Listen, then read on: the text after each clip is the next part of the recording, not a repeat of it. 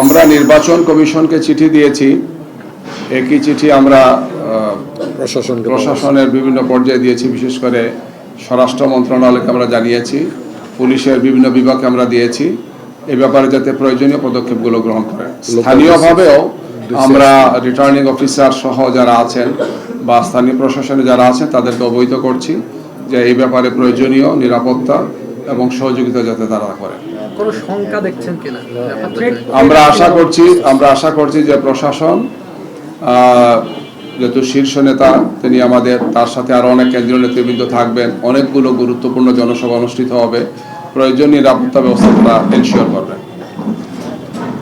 অবশিষ্ট 47টা আসনের ব্যাপারে আপনারা কোনো ঘোষণা দেননি?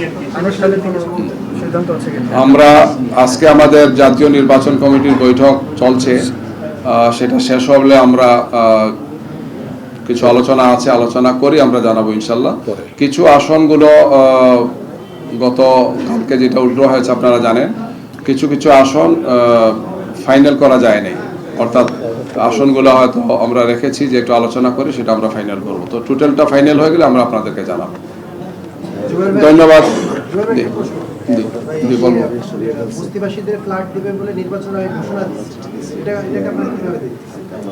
নির্বাচনী আচরণবিধি লঙ্ঘন হয় এমন কোনো কাজ আসলে কারো দ্বারা করা উচিত নয়।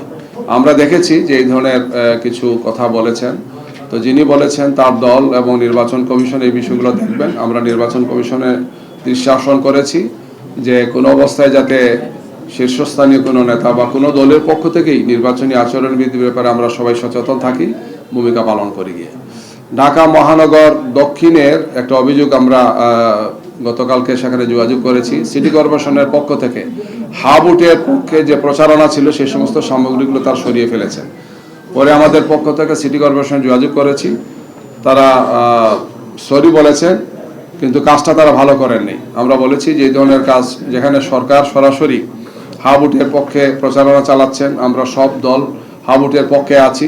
ফেসিবাদ বিরোধী আন্দোলনে আমরা যারা ছিলাম সবাই এই দীর্ঘ সংস্কার প্রক্রিয়া শেষ করে এখন হাবুট জয় হোক এটা আমরা চাই।